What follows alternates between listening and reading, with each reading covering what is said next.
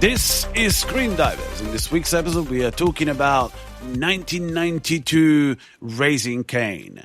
Directed by Brian De Palma, written by Brian De Palma, and produced by Gregg Henry. Starring John Lithgow, Lolita Davidovich, Stephen Bauer, Francis Sternhagen, and tons of character actors. Cinematography by Stephen H. Burham. Edited by Robert Dalva, Paul Hirsch, and Benny Kohler. Music by the legendary Pino Donaggio, distributed by Universal Pictures. This movie has a running time of 88 minutes. It was made for a budget of $12 million and a rate 37.1 million on release. How are you guys? How are you, Ricky? I'm good. How are you? I'm not bad. I'm not bad. You know why? Because in this week's episode, we have a very special guest. The legendary, the amazing, the reprehensible David Joshua Smith. Hey, guys. Thank you for having me back. How are you, Dave? What's going on? I'm doing good. Yeah.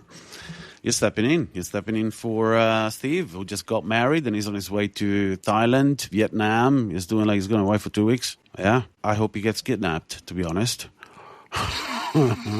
Yeah. No, yeah, hopefully. Don't joke. I knew someone that got killed in Thailand. So. You're joking. No. So you're telling me there's a chance? Oh, what a way to start this episode. Why not, man? Okay. I'm gonna get a phone call with someone going, Did he mow? Oh, I'm sorry. So who picked this movie, man? I think it was you. Yeah, I think you did. That's unusual. It's unusual. It's not unusual. You want to be loved by anyone. It's not unusual to have fun with anyone. But when I see you hanging about with anyone, it's not unusual to see me cry. I wanna die. A quintessential question must be asked. Ricky, what is this movie about? If Whiplash was filmed in 70 millimeters, you would have Raising Cain, including multiple personalities, including my own, screaming at the TV, when will it stop? Are you serious? What do you mean? What are you talking about? This movie's worth. This movie's a blast. Yes. What? Had you seen this film before? You know what? I said to Sal when I sat down to watch this film, I have seen this film, but I think I've seen it in parts. And I guess I've never seen it from start to end because there were so many bits that I just couldn't take seriously in this film. And I was like, if I had watched it from start to end, I would have known how much whiplash you would get for the first 30 minutes of this film. It was hardcore. It was like, ow, ooh. I don't think you're supposed to take this film seriously. Thank God. That's God. right. And this is where I am going to hand it over to the both of you to hopefully make my rating higher before we get to ratings. I think maybe that's what the purpose of all of this was. Perhaps myself and Dave plotted because we knew you were going to be a contrarian. You know, this is it's unacceptable. But anyway, like Dave just said. Oh no, I expect this is a polarizing film anyway for a lot of people. It fucking is, and I got to tell you, I rewatched it with Anne, and this is my first viewing of the director's cut. And holy shit, it improves this movie tenfold. Which version did you watch, Ricky? Director's cut. Okay, well, there you go. I didn't get around to finding the theatrical cut myself. I tried my hardest. But yeah, the director's cut, that was reorganized by Pete Glendeblum. Glendeblum? Yeah, what is sounds it? about right. No, there you go. Please. Glendeblum? I'm going to leave both in the edit anyway. Glendeblum. Anyway. Glendeblum. Okay. Credit goes to him, yeah. I think his version is now the one you can't really see. And I mean, unless you, because I've got a DVD copy of it, and it's just the director's cut. It had nothing else on it. So yeah, I mean, if you've got qualms with this cut, do not go and watch the fucking theatrical because that's the linearity that they try to bring in just doesn't work. And the reason, I mean, if anything, it's quite clever. It's very clever. That if De Palma came out and said, "Oh, this is the way," I have my doubts. I'm not saying that De Palma is not telling the truth, but there's a big chance that he's not telling the truth. No, I think he is, but we'll tell this. We'll go into Can you get De Palma on the phone? Can you call him? Come on, man. You know these people. Make a phone call. I actually kind of have sideways connections to De Palma. You do? Well, there's two connections. One is like completely dead, but I went to school with a cousin. I went to college with a cousin of his. Her name was Annie Merlino at the time, but that was 30 years ago. But I also worked with at one of the post-production companies I work for in New York. I work with Zahara, the girl from Redacted that De Palma kind of de facto adopted. Oh, wow. And brought back to the United States. And I worked with her. She was the receptionist at Picture Shop. Oh, not Picture Shop, but at Sim when I was there. And she's just the sweetest, most lovely girl. But to be completely honest with you, if I was asking you to reach out to De Palma, it wouldn't be about this movie or anything like that. I would just ask a question, which is, the two-tone thing that he's got going on with his beard? Is that natural? Because it looks fucking amazing. I want that. What's his grooming regimen? I need to know what he does. I don't know what his grooming regimen is. I do know that the guy apparently was obsessively wearing zip sneakers for a long time. But hey, if it's genetic, it's amazing. It's got this perfect two-tone thing. Like, I think the mustache is dark and the beard is white. It's mesmerizing. Man, like, on the version that I've got, first of all, a little bit, like, let's give our listeners a peek behind the curtain. I dared to send a voice message, an affectionately insulting voice message that ended in "fuck you both" to Dave when he sent me a picture of his version of the movie, right? And I mistook that version for a DVD version. He corrected me immediately. He goes, no. This is the shot release, and it's the Blu-ray release. So and it has both versions. Oh, well, there you go. See, he's doing it now. He did exactly the same thing on the WhatsApp message, but I get it because I would do the same to you. So, but Shout, Arrow, Criterion, all these companies kind of, different names, but same shit kind of thing, right? And here's the kicker. The picture that I posted all over social media and the picture that I sent you, and I was upset when I opened that thing. It was misleading. Okay. Yes. And I'll tell you what's going on. Apparently, Arrow at some point must have released the version that I thought I was buying. The version that I have on Blu-ray that I ordered 48 hours ago, and then it was delivered to me yesterday, it's not the director's cut. What? It's a theatrical. No. Yes, it's a great transfer, but it's a theatrical. And thanks to the people at Solid VPN, I'm going to get arrested for this. I managed to.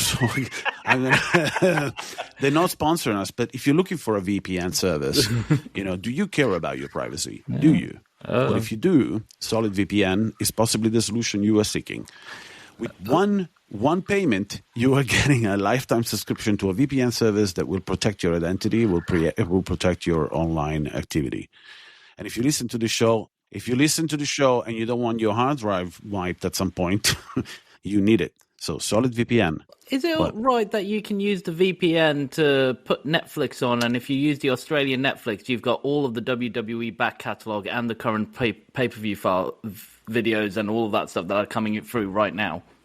No. Well, right or not, you can achieve all of that with Solid VPN. So they're not fucking sponsoring shit. There's no sponsorship. Can you also get Stan, which is an Australian thing, and get the Surfer as part of the Stan package as well? Oh. You can also do that with Solid VPN. We haven't mentioned Disney Plus yet. We haven't mentioned Disney Plus. Quick, let's something from Disney Plus. Disney, Amazon. Anyway, point of the matter. The Surfer is on Hulu right now. We're trying to get money from Amazon. There we go. The Surfer is on Hulu in America. Yes.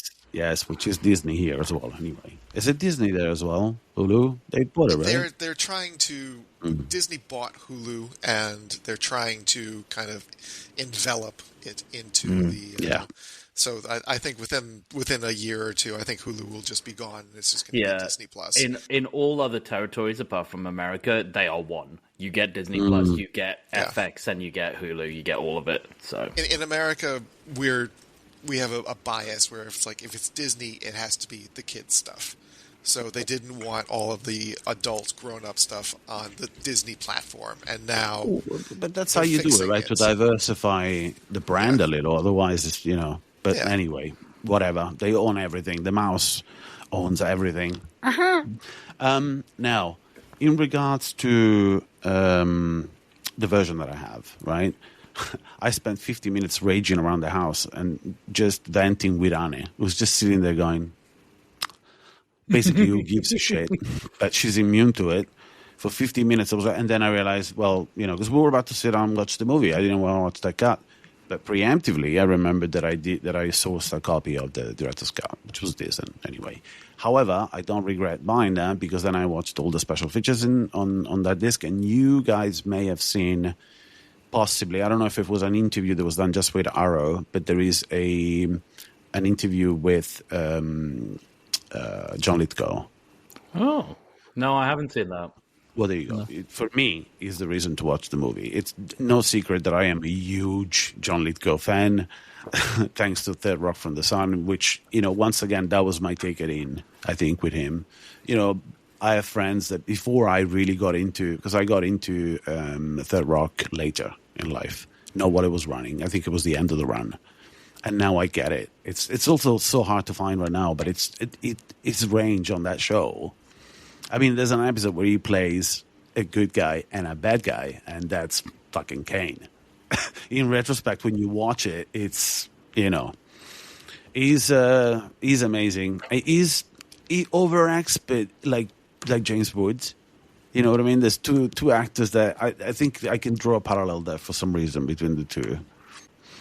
I'd say Lithgow. I mean, Woods, I think, is always at like 150%. While I think Lithgow can dial it a lot more into a lot more nuanced. You said you grew up with Third Rock, which is Lithgow at 150%.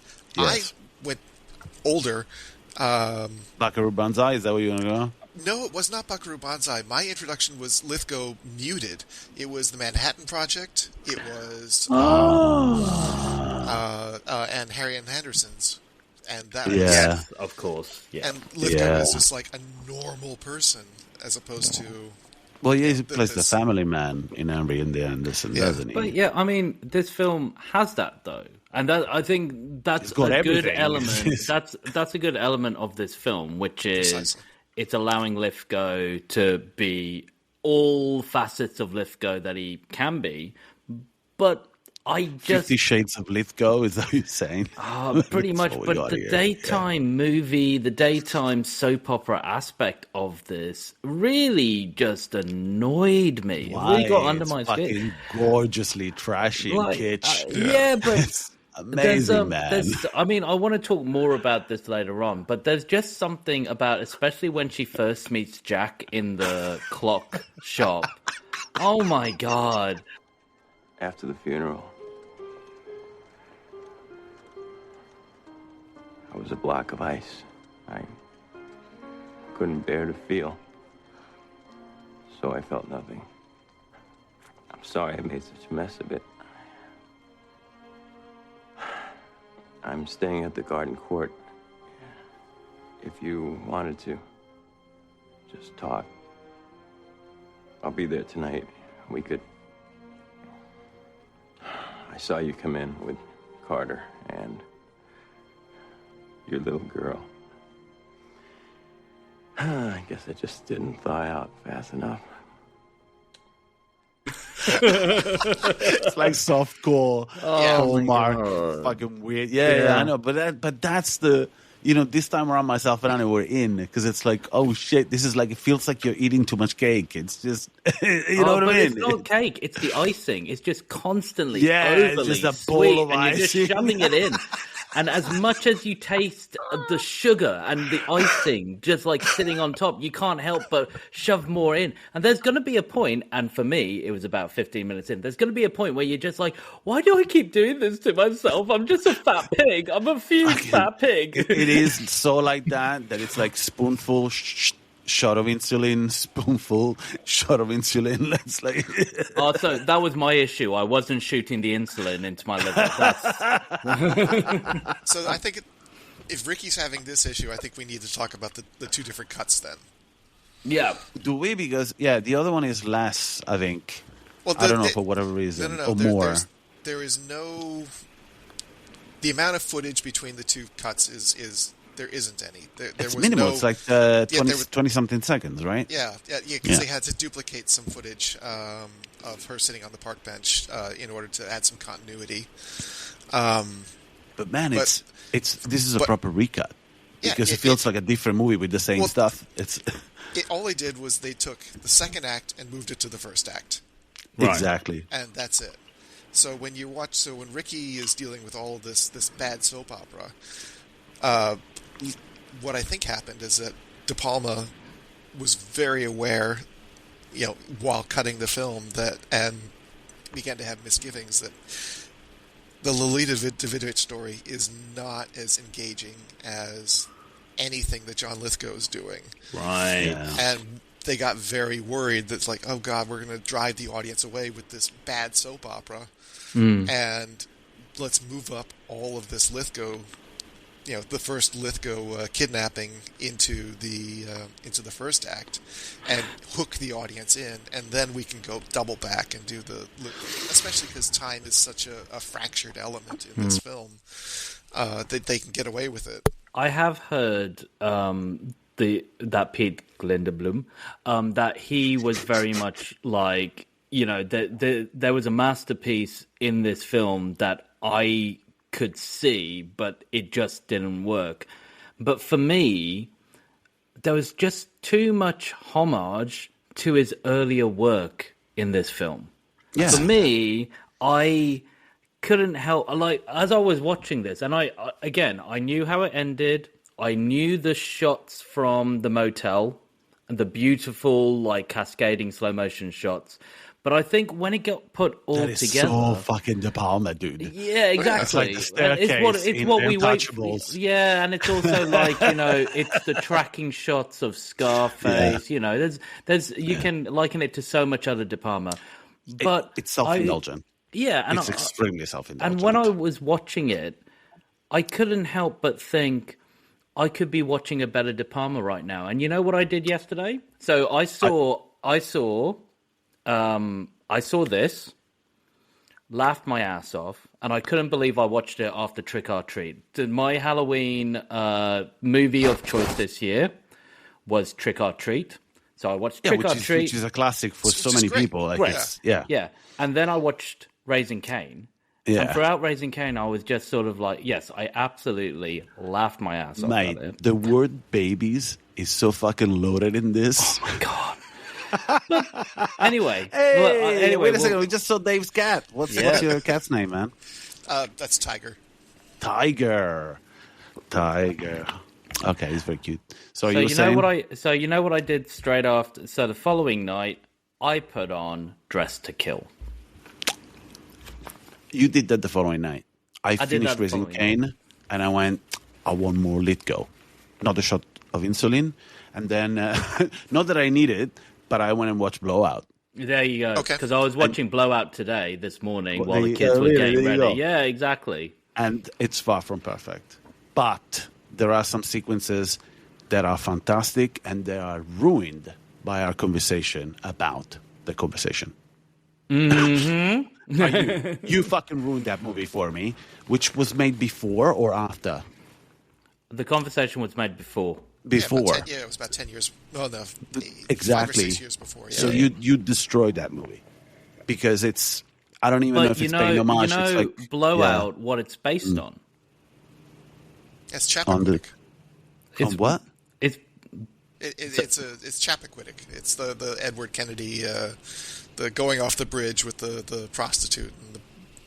Yeah, there's that element. but it's actually based also on the Italian-British film Blow Up. Well, Is it based on Blow Up? Yeah. Okay, Yeah. Antonioni. Yeah, the The Antonioni one. Yeah. So whereas, and again, there's a hard. This is slightly my issue with De Palma. I love De Palma, but then once you become a certain age and you become more of a cinephile, you start looking at his tricks and you start looking at what he always does. So watching Dressed to Kill, first of all, I did not remember how softcore porn it was. It was mind blowing how softcore porn it is. Especially It's fucking great. especially the unrated cut. Yeah. I mean, At what point did Sally walk into the room while we were watching it? Shall I tell you what? She walked in towards the end, and I was so happy because she missed all the masturbation. It's a sexy movie, though, man. Did you get laid afterwards? It's a sexy movie. No, because she just saw Michael Caine and she's like, so that is Michael Caine, right? I'm like, that is Michael Caine. Yes. Yeah. but again, dude, tell me at what point of this conversation we're going to talk about fucking Snake Eyes. Because if you want to, we might have to do it as like a best of the worst at some point style. But look, Ben, let's stay on this movie, and I think the person that irritated me the most out of the cast here is Gregg Henry. Okay. Yes. Why? Because everything about him. Everything is like, if you ever walked into, or dealt with police, well, that's the thing. If it was ever an instance in my life in which I have to deal with police by explaining something, and someone handled me the way this guy handles everything, I would have gone, fuck you, man. I pay your wage. You listen to me and pay attention now. Dismissive of absolutely everything. Those two cops were like, yeah, whatever. They've got a guy there. He's trying. Do you remember that entire sequence with the guy who was retired? Yeah. But I worked another Nick's case 20 years ago. 20 years ago. What are you talking about? I'm talking about that guy's old man. Are you sure? Same name, same face. So what did your Dr. Nix do? We got an anonymous tip he was buying babies. I remember we caught him with 5. 5? Was he starting a basketball team?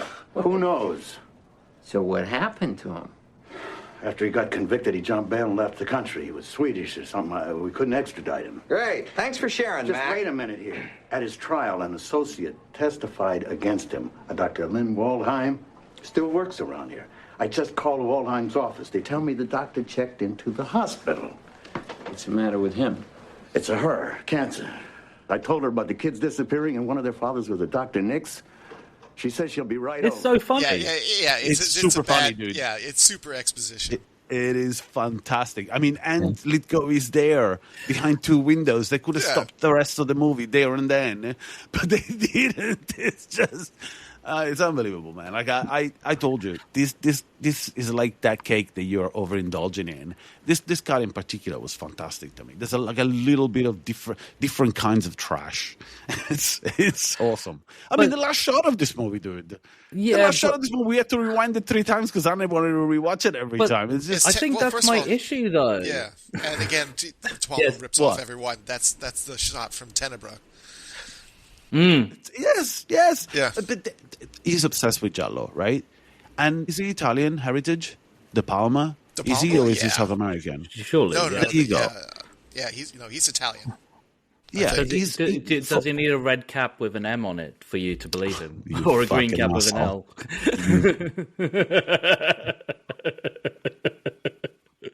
Mamma mia! Now, anyway, the point of the matter is, I don't know if I can't even say anymore that he pays homage to Giallo. I think he's got his flavor of Italian-American Giallo. It's like I wonder if the United States would have ever been introduced to Giallo without him. I don't know. But this movie is much more Hitchcock than Giallo. Yeah. It's like it switches gears, you know? I mean, and mate, I'm pretty sure that by the end of this conversation, your rating of this movie will be higher. I don't think so, because I think it will. because and you were saying that you actually didn't like Lieutenant Terry, but he gets given all the good lines. I mean, Dude, I didn't like him as a cop.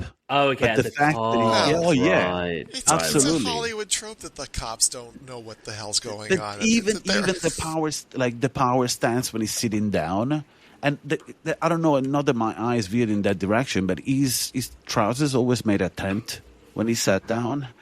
There's a moment when he's sitting down, legs open, and I'm thinking, you're fucking way too relaxed for this, dude. Wow. You got a grieving widow, or she thinks it's just fucking. But if you compare again, this is why Tom Bauer, he's an enabler. He's the other cop was meant to reel it in. No. Fucking both of them. Sorry. Anyway, go on.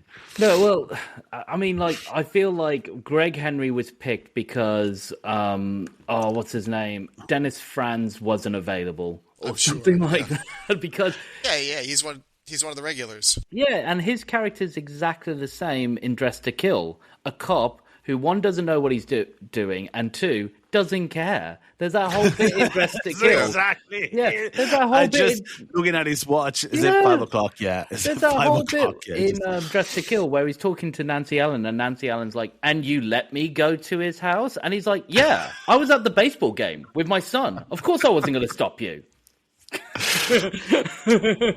Mate, Frances Sternhagen, she sells the bullshit in this like Dan Aykroyd. It is not a psychological state one wishes to acquire. Every time there is another trauma, there may be another personality. Pretty soon there are scores of them running around inside your head, squabbling amongst themselves as to which one gets to control the consciousness. Only one personality can control the consciousness at one time. She's great. She reminded me of the medium in Profondo Rosso. Oh, It's that kind of presence. I don't know. And also in this cut, the way it's kind of like giving you too much in this cut, though. I think taking away the linearity of the movie, there's still fear that people would miss some things. I would have left out a couple of things, and it irritated me. There's a bit when she's giving us the exposition. This is at the end of that beautiful shot that makes David Joshua Smith come every time because he's posted it. He fucking loves it. It's a rope, and it's a beautiful. I come to it as well. It's that of all the De Palma Steadicam shots, this is the one that's my favorite. You put that shot in my spank bank, so there you go. So or wank bank or whatever you want to call it. Because and of course the great inside jokes in the middle of it. Oh, mate, we're going to discuss those. Yeah, we'll talk about it. Yeah, we'll talk about it. But there's a bit that at the end of that they are. I don't even know if the elevator, because it looks like that. Whenever they enter the elevator, you don't know if it's going up or down. It doesn't matter. They're going to the morgue, so presumably they're going down. They are, but it just feels like it's going up for whatever reason. Like they left something on the desk upstairs. I don't know what it was. But when we get downstairs in the subterranean morgue office, that it's all stainless steel. There's so much of it, even when it's not needed. But she's leaning against everything, and everything is metal. But anyway, and she's giving us the exposition, and she drops this thing that I wish they took out of this edit. She goes, she complains about the wig she's wearing. Don't fucking tell us. I would have left that out. It's all in the viewer's hand, and it's like a little check of gun for later, so you'll know it's Lithgow. Like you wouldn't fucking work out that the guy is 6'1" and he's got airy arms and legs. The full of it, though. Like, again. Sorry, I know I'm talking more about Dress to Kill.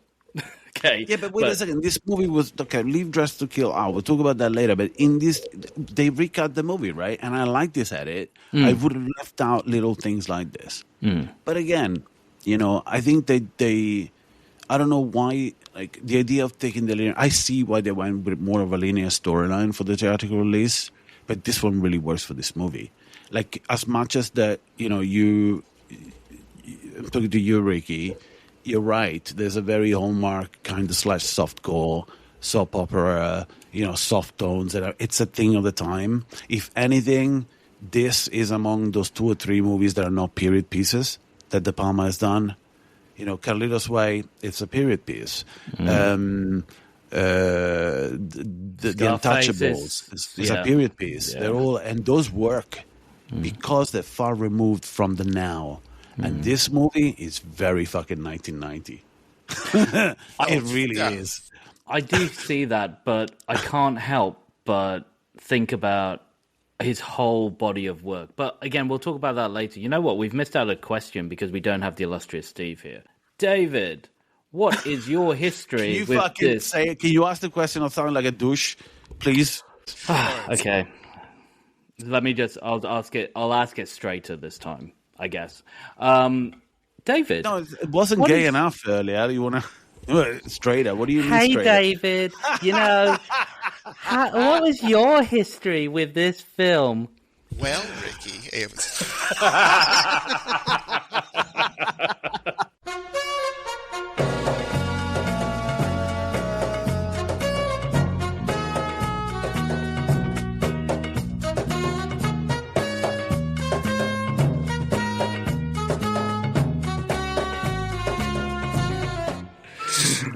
Go ahead.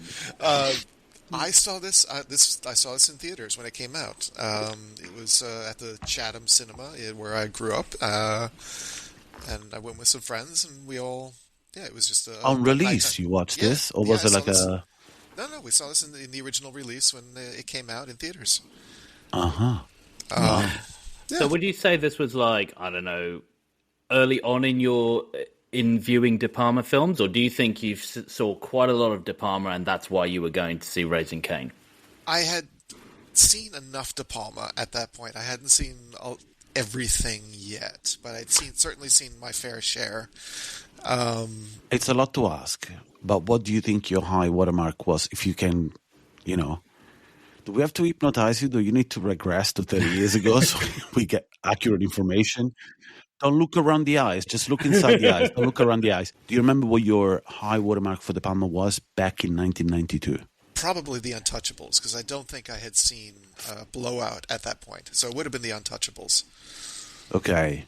Was Scarface before The Untouchables for you? I didn't see Scarface until after I saw this. Oh. So Scarface, I came late to Scarface. So, and Scarface is never one of my favorite De Palmas. That's sorry. Okay. This is no. I mean, that's just talking about it. It's been a while, so I think I need to go back to it. Yeah, I think Scarface is a little one note. I mean, it's incredible filmmaking, but I think it's a little. You're bit never one getting note. invited again. It's okay. It's fine. Well, you get to sleep more because every time you're on the show, it's fucking 4 a.m. Yeah. So anyway, you're getting your weekends back, Dave. Yeah, I mean, I like it, but I don't love it. In fact, I think the original's better. Fair, very fair. Fair. Different things. I mean, you could say that's story driven, and Scarface is completely driven by its lead. Yeah. But it's actually important that we talk about that because Stephen Bauer is an important part of Scarface. Yes. And here, he plays such a fucking mook. He plays a mook. He plays an absolute like. But I digress. We took you, of course. Yeah, Gregg Henry is your weak point. Stephen Bauer is my weak point in this film. Who wants to talk about the scene when he's taken to his car? Yeah, I know. What? I got blood on this? Excuse me, sir. Excuse me.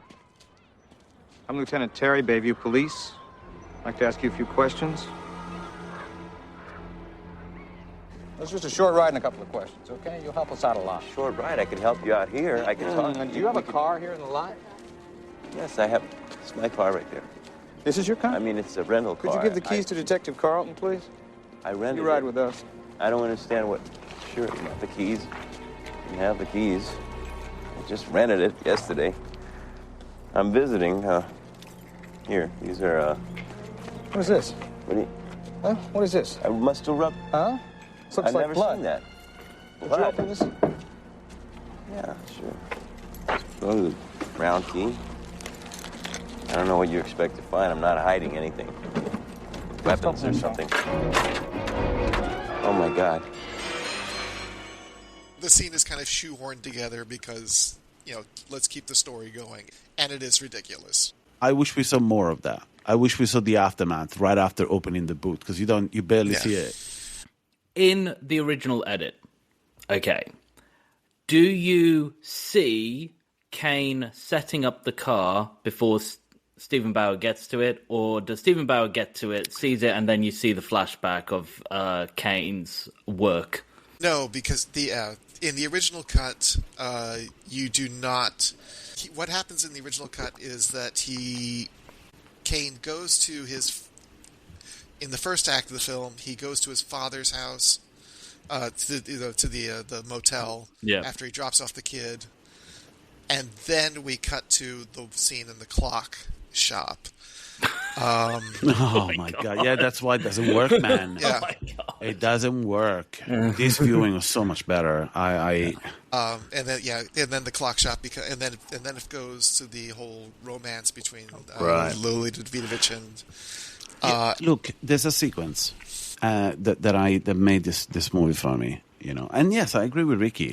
But I attuned to I'm with you, man, about all the trashy, all the kitsch in this, but I attuned to it, and then it became something I enjoyed.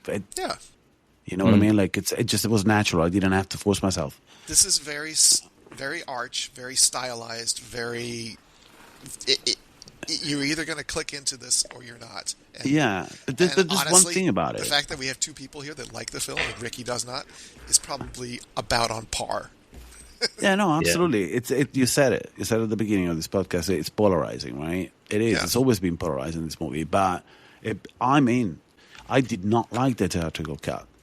I always appreciated John Lithgow. This was one of the worst De Palma movies for me. Ricky, I'm with you.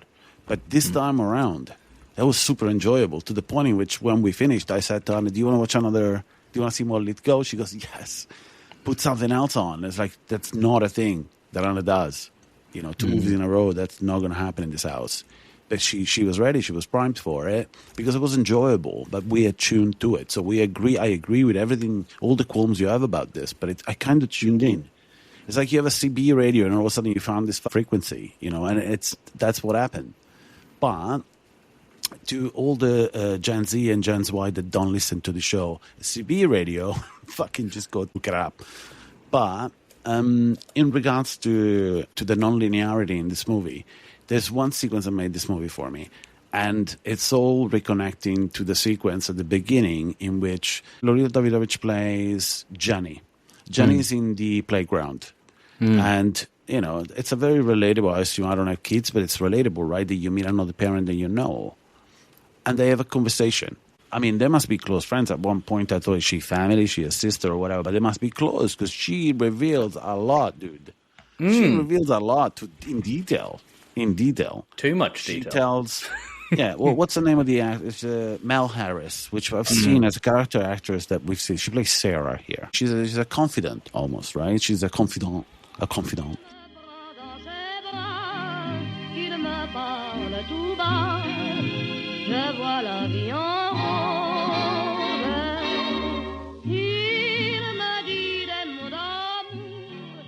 And they're talking about, you know, personal shit. And Jenny tells Sarah that, you know, she was making love to Carter. And all of a sudden, the kid cries, he gets up, and he stops. And she was surprised by it all.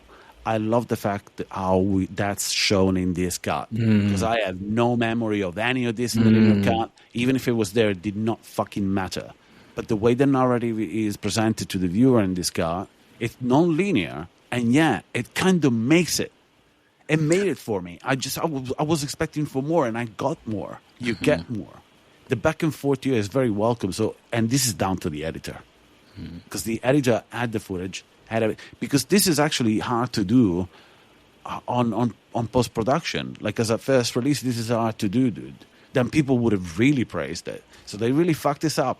Because if it's true that they tested it and this is the version that they wanted to release and it didn't work, that's when I said, Dave, that's what I was saying earlier. I struggle to believe that this was De Palma's vision. I like to believe that this guy came up with the recut and De Palma went, oh, yeah, that's what I wanted to do. Well, you know what I mean? From what I understand is that while they were working on the post-production to this film, he was working with a couple editors that were not his usual guys. But wasn't this recut in 2012 by this dude? Oh no, I'm talking about the original theatrical. It's in 92. In 92. that he was using, part of Universe. I'm not sure how they wound up getting involved, but his usual editors were not involved. And then he brought in Paul Hirsch, who he had done work with before, and they managed to kind of salvage the film and cut it together. And it was in the process of that they decided that maybe the original script, we move up the John Lithgow stuff first. It sounds like De Palma got nervous about how the film was supposed to be was gonna play. It was gonna be received. Yeah, I get it. I just don't see. Well, you know how this 2012 cut came around? It was from Yes. a leaked original script. So in the script, it was the way De Palma wanted the film, and so that's where Pete Glenderblom had decided that's how he fan edited it. Yes, Yep. I saw that on the featurette as well, and And that fan edit is on Vimeo if you need to find it. well, there you go. But there's also like a featurette here describing. I think someone made it's called a visual essay. It's a good breakdown. There were many different versions of this movie. You could continue to cut this with what's available. But it's fascinating, man. It's fascinating because the non-linear narrative, to this extent, I see why, and I have to agree with De Palma. Perhaps it wasn't going to be received as well. This is like pre-Pulp Fiction, dude. Yeah. Like before, if we got some non-linear storytelling, it was either Hitchcock but it was a flashback. It wasn't like the first act of a movie. Do you understand? Like, we get a lot of back and forth here at the beginning. And somehow, again, credit to what's his name? Because I want to hear you mispronounce it again, Ricky. Mispronounce it again? I'll do it again. Pete Glenderblom. I'm saying that because he's Dutch. So, of course I'm going to... Is he? Is he Dutch? Yeah, he's Dutch. Okay. And Pete's spelled, of course, P-E-E-T. That's how Dutch he is. He doesn't, Hey, you know that I lived most of my adult life pronouncing Gouda. Okay. The cheese as Gouda. How do you pronounce it? Gouda. It's good. Okay. Yeah. Is that what you... Yeah? Gouda. No. The wedding that we talked about at the beginning, Steve's wedding, Steve is now married to Mari. Mari is Dutch. And I got corrected. Oh, I bet you by did. Mari. And dude, are you ready for it? Because it's fucking amazing. You ready? Yep. Gouda. Oh, there's a bit of an echo as well. It's perfect. Gouda. That's how it's pronounced. But anyway, you were saying... What? Sorry. That's how it's pronounced. It's pronounced Gouda. Okay. Yeah. Right. Well, So this visual yeah. essay that you saw, was it actually narrated by Pete Goldblum? No. Okay, He's so Dutch. I've seen a visual essay where he directed, wrote, and put together all the visuals. And he was talking about how he edited. So it's his this film. featurette. What Yeah, do you his remember what it's feature. called? Off the top of my head, no, but I'll look it up right now because it was on Vimeo. Let me when I get the found disc it. as well. You get your disc. You get your disc, and we'll look at the back of the case together. Yeah, okay. It's That'll great, make some great. good listeners. I look at mine. With all the ears that are listening to us, so I'll just keep chatting while he goes away. But in the featurette that Pete Goldblum did, he talked about how this all came from a love of this film from when he saw it in 92. And I guess at some point when he did see the script, he was like, yeah, you know what I'm going to do? I'm going to recreate this because I've got nothing better to do with my time. So I am going to recreate one of my favorite De Palma films. And it's just crazy because you think to yourself, if you ever took a film that you loved, like it's like me taking There Will Be Blood and going, you know what would be really great about There Will Be Blood?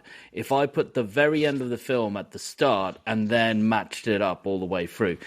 It's a bit of a crazy task to take on. I failed you all. I failed myself. I failed our listeners. In this misleading release that I bought of Raising Cain, there is a featurette that I didn't watch, and now I wish I did. You probably have seen it. Have you talked to the others? It's an interview with Paul Hirsch, the first editor. Yeah. The editor of the article. Yeah. That's the one.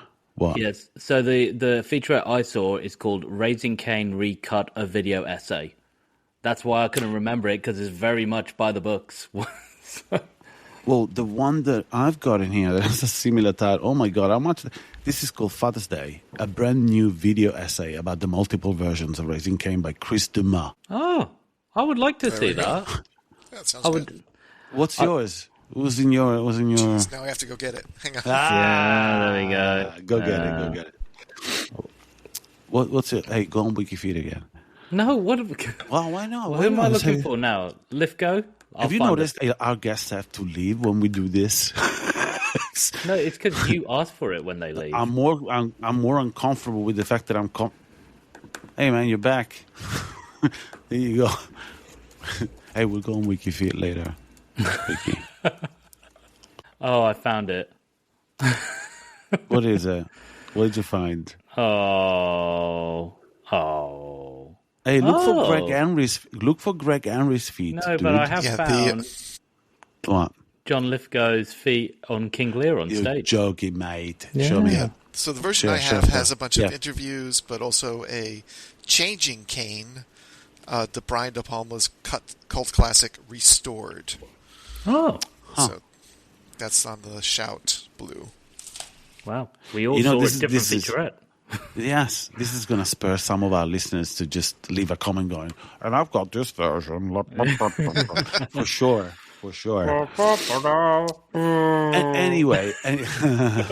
Anyway, going back to that sequence, right? Even if it's fragmented, you kind of wait for it. And I didn't feel that way on the theatrical release at all.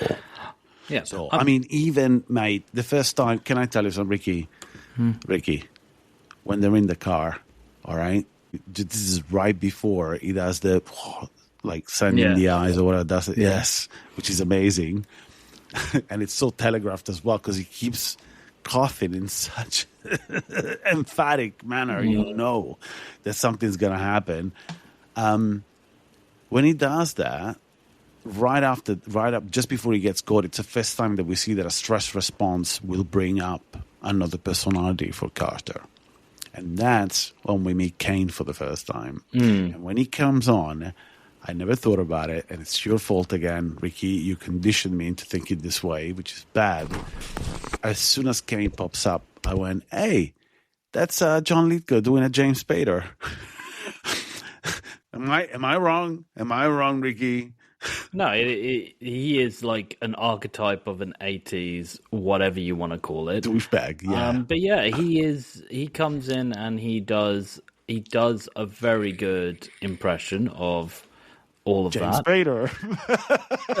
it's so many people. You know, the reason why we talk about James Spader so fondly from the 80s is because he is a symbol of an archetype of that 80s douchebag that we all know and we all love from all of those terrible films. I wonder if he will visit today. I'm pretty sure he will today. I think he's raring to go, but he's just checking his hairdo and whether he's like rolled up enough doobies for that fair moment. enough. Looking for his cigarettes into his like blazer or something. Going back to what you said, I am with you. There is definitely a certain element there of there's a lot of not telegraphing, but there's a lot of very good connective tissue going throughout this film. When I said earlier that this film gave me whiplash for the first half an hour, there were certain elements of it that were great. Like there's that bit where you see her visually and it looks like she's on the leaves of the park. She sits up and she's in the bedroom and at some point the leaves disappear. And that's not a CGI effect. That's a practical effect. There's something magical about those shots. Yeah. But the thing that gave me whiplash was her like remembering like being in the park and seeing a shadowy figure grab at Jack's coat, and it's like that weird left to right pan over and over again, and then all of a sudden, or is it that she's in the bedroom she suddenly wakes up and Kane's hovering over her, being like, "Oh, you've had a bad dream, love. In a sort of Dracula sort of like, oh, is it? No, it's Kane. It's Kane. You're right. It's yeah, Kane it does acting turn as out to be Kane, but it is. You're meant to think it's Carter. Well, basically, by that point in the director's cut, you don't know the multiple personalities yet. There's something about this film that I believe still doesn't work, and I think the acting's good. And there are many set pieces in this that are amazing. I am not faulting at all the going through the police station. That's a very long sequence, very hard to do, and amazing. And even are you talking about the rope shot? Yeah, he's talking about the Steadicam. Yeah. Yeah.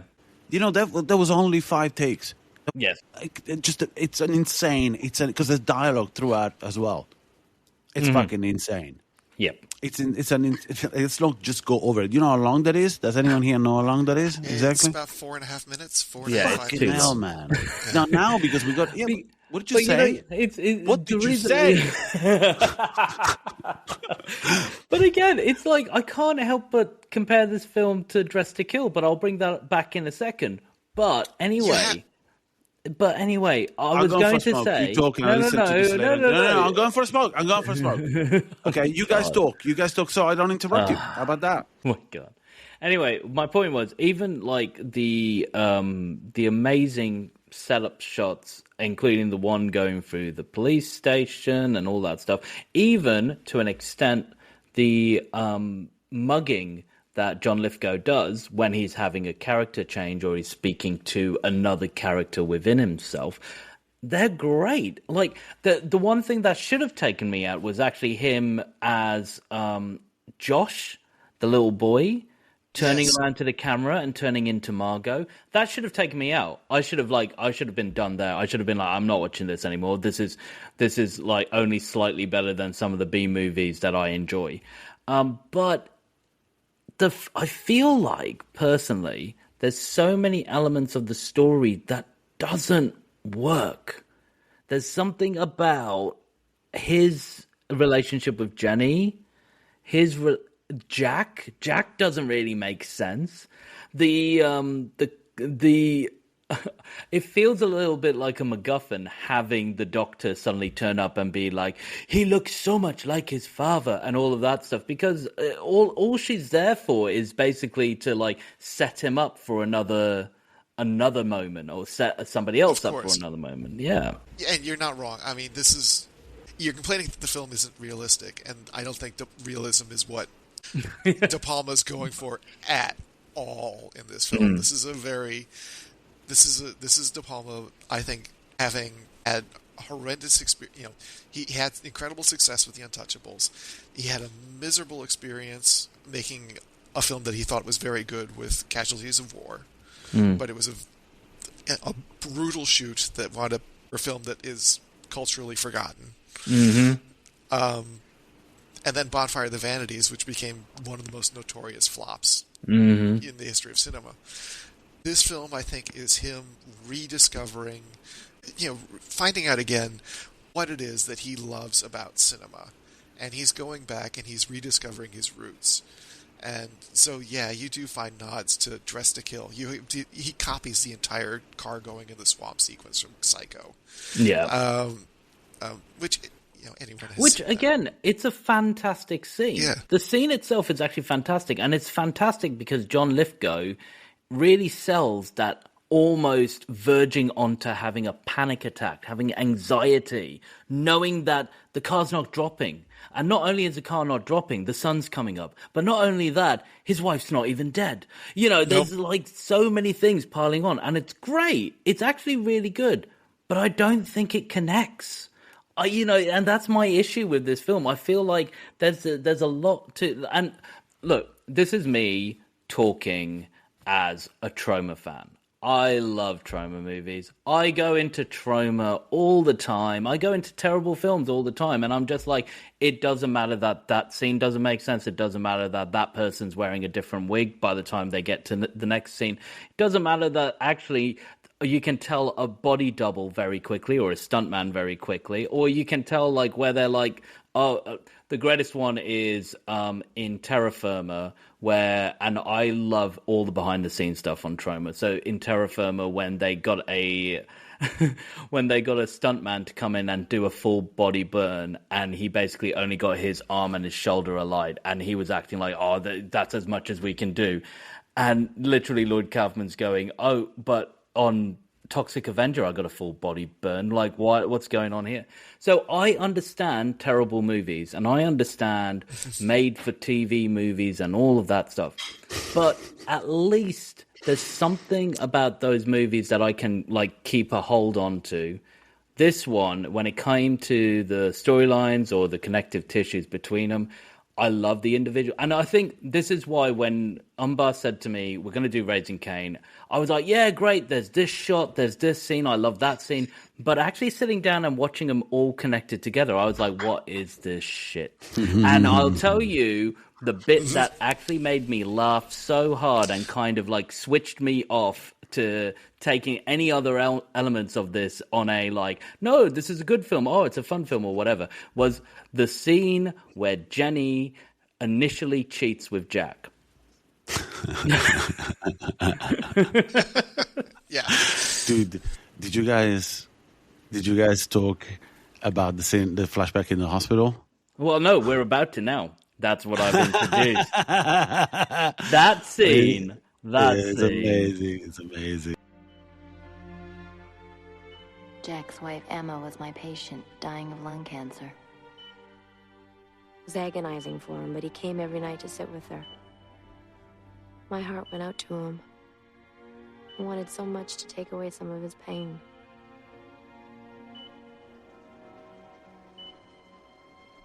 Then I realized it was more than that. I was falling in love with him. So many things are. Well, first of all, let's talk about the placement of that, because again, we're talking about if you look at the timeline of the film, it's like it takes place. It's a flashback within a dream sequence, within a fantasy of it. Like there's three. It's like Inception layer kind of narratives here with a voiceover. When his dying wife. It's amazing, dude. But that was the response to the rest of the film. Yeah, like it's There's a moment when he's with Dr. Waldheim, which is Frances Sternhagen, right? And she's telling the story. She's telling the story about how she dealt with her father, basically, because she was an assistant, right, back then. So, and you know that's how this for anyone that hasn't seen this movie, we're not really spoiling it. We're not really spoiling it. I don't think you can spoil this. No, you can't spoil it. You know, like, it's not a whodunit. We know who's done it. That's the thing. There's no qualms about who's done this. Even the entire sequence, like I said earlier, about the wig and everything. Like, by the way, if you were we were looking for shots of Lithgow's feet. There's gotta be. I've got it. That shot must be on WikiFeet. Yeah, right? I've got it right here. If you want to, hold on. I'll just bring it up. John I've got it. I've got it straight up. Like I had it ready because I knew that was. There we go. John Lithgow's feet in the elevator, waiting to come off. Which again, you know, like I don't want to keep parking. Come and look at Lithgow's feet. Oh, do you want me to show it again? Yes, please. All right. For our listeners, it's going to be in the comments. Go to our Facebook page. Go to the post about Anne's here. There you go. John Lithgow's feet. Now, it could be a double. Yep. Because you never see his feet. From WikiFeet. Oh, there you go. Him as King Lear from WikiFeet. Yeah. Dirty feet. Dirty feet. Well, hey, do you know when that production happened? We went to see him on stage. He plays Roald Dahl in The Giant, which, by the way, Dave, again, we got you tickets. Ricky is paying for the tickets for you to go and see him in the New York's production. No, I'm not. You know, it's the second gift you get from us. Do you remember last time you went to see Glenn Ross? I remember. That was really nice. There you go. Yeah, Ricky, did you get the tickets for him yet? No, of course not. Well, that's bad. Anyway, Promises, the one promises, thing I would also say is a bit of a mystery, because it was really stressing myself and Sally out, was what was happening to the kids. Because Did you sit down and watch this with Sally? Yeah, of course I did. Yeah. Was she laughing as well? Not in the same way I was laughing. We were both sort of like, oh, what the hell? Oh, Yeah, but that's exactly, stupid. that's what you're meant to do, though. No, but it was a lot more. What the hell? You know, again, it's like after watching Trick or Treat and then watching, it's a different level of comedy. Yeah, but you did that to yourself. Well, right? yeah. But anyway, but it still flavored the viewing, which means, and you know me, I watch things in a certain eye, and I can't help it unless I know I'm leaving my brain way over there, sort of thing. Okay, so the scene I was talking about was the first time that Jack and Jenny have an affair, and they happen to have it at the dying side of Jack's wife when she's dying from terminal stage 4 cancer. And during the scene, you have a New Year's Eve moment where they're both looking at it, and everything's done in slow motion with a voiceover. Yes. Anyway, one of my like kryptonites in cinema. Mate, you're just pushing my score further. Oh, again, I just look. I want to be with you guys. I want to be with you guys. The kiss in slow motion, and then we see Stephen Bauer's face afterwards going... Yeah, looking at the screen because his wife turns around with huge eyes staring at them. That is such a Giallo shot. Dude, that's Giallo 101. That's more, that's more Giallo than it is Hitchcock. So, to Jessica Sparling, to Neil Rickman, to Michelle Stang, who's, I don't even know why I'm doing this. She's almost a co-host now. And to Cindy Grattan, and I don't know how to pronounce the second part of her surname. Can you help me out, David? It's Cindy Grattan. How do you pronounce? Yeah, how do you pronounce the? Because she's got an hyphenated surname. Dad, mom, and dad, or she took her husband. I need to know how to pronounce. Yeah, I'd have to look it up. Can you read it? Can you try? It's Grattan Battress. Yeah. There you go. So if we mispronounce it now, it's on you. So. To all of you, we love you, we need you, and this is a shout out to you. Well done. You listen to the show. Well done.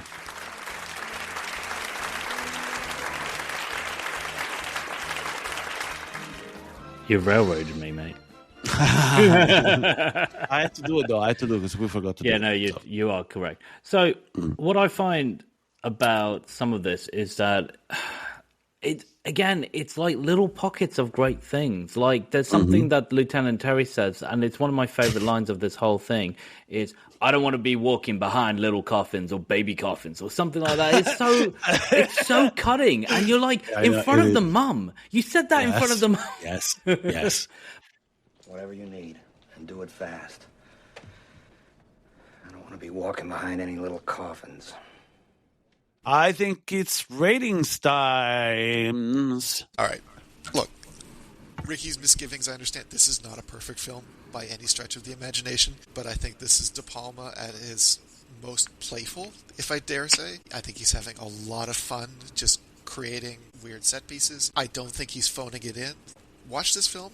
There's not a single shot of where he tries to do a split screen of having two different versions of John Lithgow talking to each other. That's true. It's seamless. De Palma is working on he's working at his usual.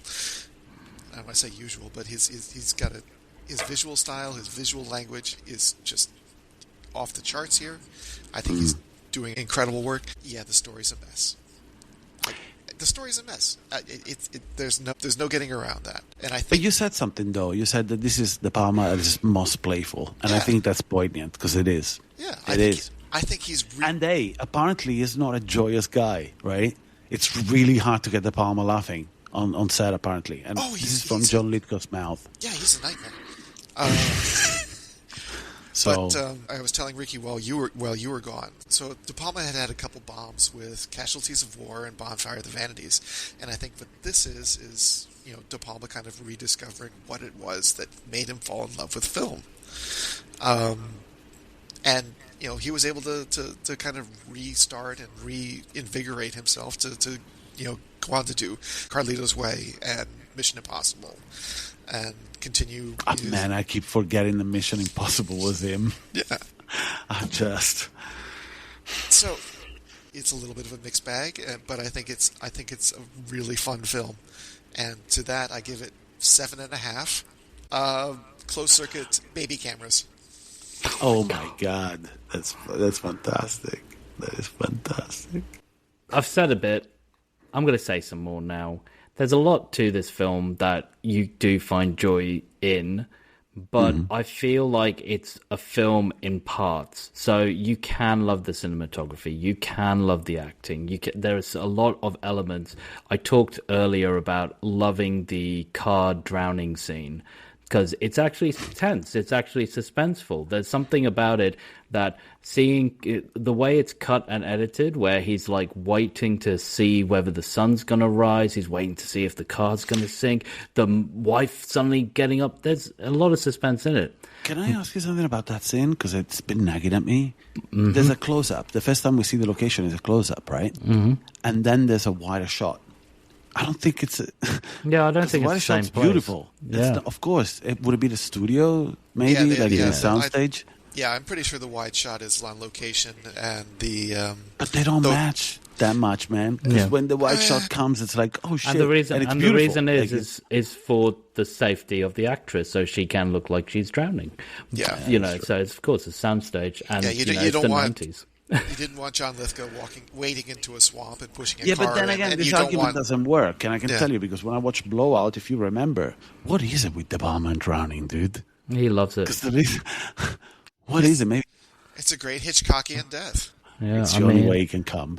Yeah. So I'm sorry, I interrupted you. It's like Black Dahlia, whatever. It's just waters and all that stuff. Anyway, is Black Dahlia him as well? Yeah, Black Dahlia was him. Yeah. Was it? Wasn't Ethan Hawke? It was the other guy. Josh Hartnett. Josh Hartnett. Yeah, that's right. Sorry. All right. Go on. Sorry, you were saying. Yeah. Great.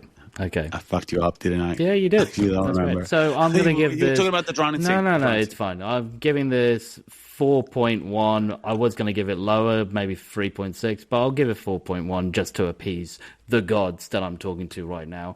What is it, a 4.1? It's a 4.1 little coffins that I have to walk behind because of how many babies are going to die.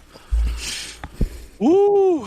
So, that, by the way, that means I'm not watching Raising Cain ever again. So, thank you very much, De Palma, for your experience of Raising Cain. You can keep it. I'm going to make it my life mission. All right. Hey, wait a second. Aren't you coming here in December and you're spending 2 nights in my home? Yes. I think you know what to fire up. If you put on Raising Cain, I will go sleep on the streets. Well, I'm just going to wait until it's late enough that you have no option. Oh, I've got options. I know a lot of people in London. I will go. I'm going to do the chloroform move, the car. Okay. I'm going to do a Bill Cosby. I'm going to do a Bill Cosby. I bet you will. No way out of this.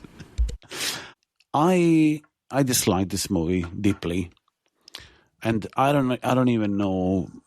I was quite driven in getting the director's cut. We talked about at the beginning of the podcast how I spent 15 minutes raging and pacing around my living room before putting the disc in, and I felt like I got robbed by Arrow.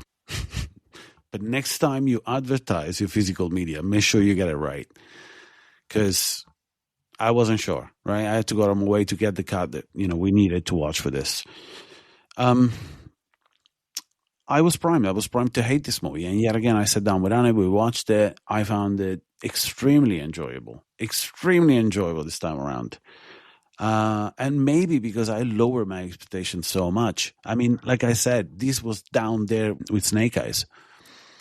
So it was a joyous experience. And, I think David hit the nail on the head. I think this is De Palma at his most playful. And I did watch Blowout. I mean, the conversation, the exchanges between Travolta, who looks fucking amazing in Blowout. Ultimately, I felt possibly like you did, Ricky, like you did all the way through the movie. I came into it, and within 5 minutes, I attuned to it. I found this to be quite fun. For me, now, this is a 6.9 dodgy hotel keys which, by the way, nobody talked about this move. Who the fuck? I haven't seen you in so long. Here's my hotel key. That is one of the most softcore porn moves you get. I don't know. I don't even know the proposition of giving somebody your hotel key, someone that you haven't seen in so long. Someone that was there when you watched your wife die while you were kissing another woman. It's fucking. Which, by the way, we didn't discuss the entire cuck thing between Carter and Cain. And on that note, this was Umba. This is Ricky. This was Dave.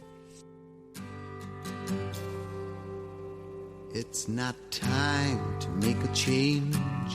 Just relax, take it easy. You're still young, that's your fault. There's so much you have to know. Find a girl, settle down. If you want, you can marry. Look at me, I am old, but I'm happy. I was once like you are now, and I know that it's not easy to be calm when you found something going on. But take your time, think a lot. Why think of everything you've got? For you will still be here tomorrow, but your dreams may not.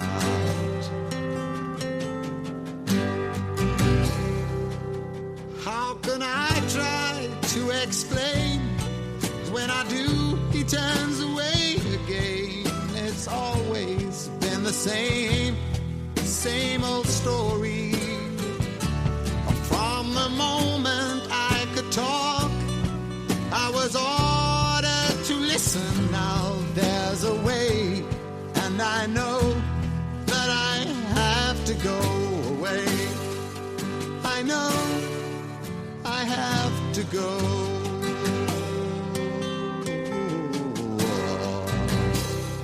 Oh, stop it. I know you, Cain. Carter weakened and you stepped in. We all know your tough guy act. But we don't need a loose cannon here. Carter can finish this himself. Let me tell you something, Doctor. I know Carter wants to help, but we're talking about stealing kids here and experimenting on them. You may need this loose cannon. You should never have gotten out. You're nothing but a cheap hoodlum. I am what you made me, Dad. Shut up and finish your drink. I already have. And let me get you another.